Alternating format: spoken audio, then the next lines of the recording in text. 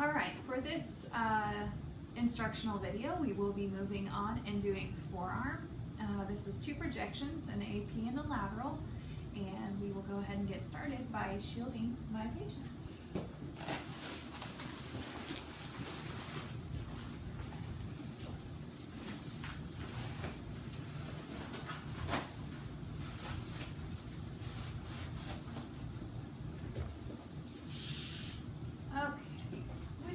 Forearm are we doing, Mrs. Skaggs? I think this one.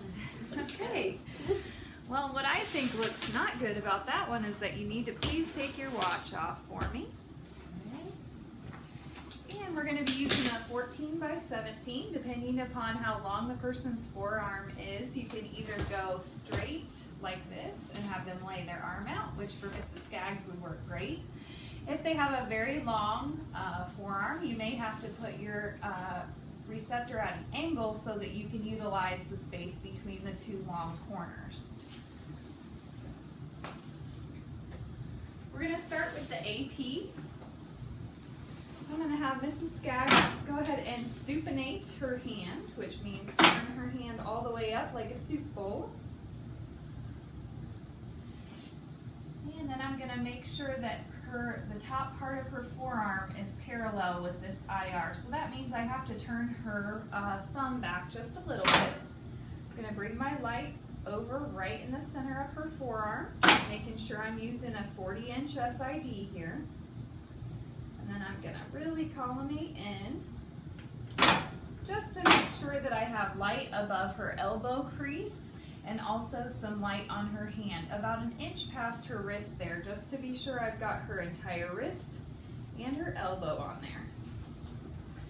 Since we're doing the left side, I'm going to use my left marker, and I'm going to mark on the lateral aspect. All right, also I want to make sure that the humerus of her arm is relaxed down very close to the table so that I've got a straight line from her shoulder all the way to her hand. That'll prevent us from being distorted here. All right, so that looks good for my AP projection. I'm going to set my KVP for both of these at 70.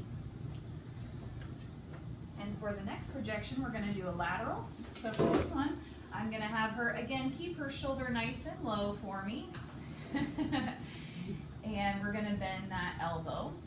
This time you're going to have to turn your receptor so that you can utilize the long end. I'm going to bring my collimator light right over top. As I can see now, we're going the opposite way, so I don't have to turn my collimator light. I can just change the directionality of my collimation.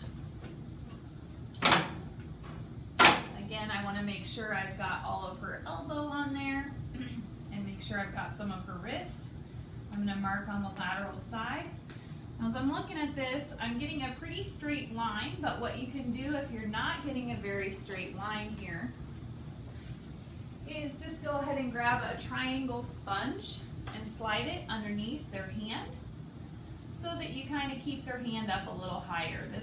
You might have to do this a lot with men who have kind of a meaty or wide elbow but yet have a regular hand. So just to make sure that when you look across here, this looks very, very straight. And I can step back, set my KVP like we said, the same technique at 70, and expose. And that is all for forearm.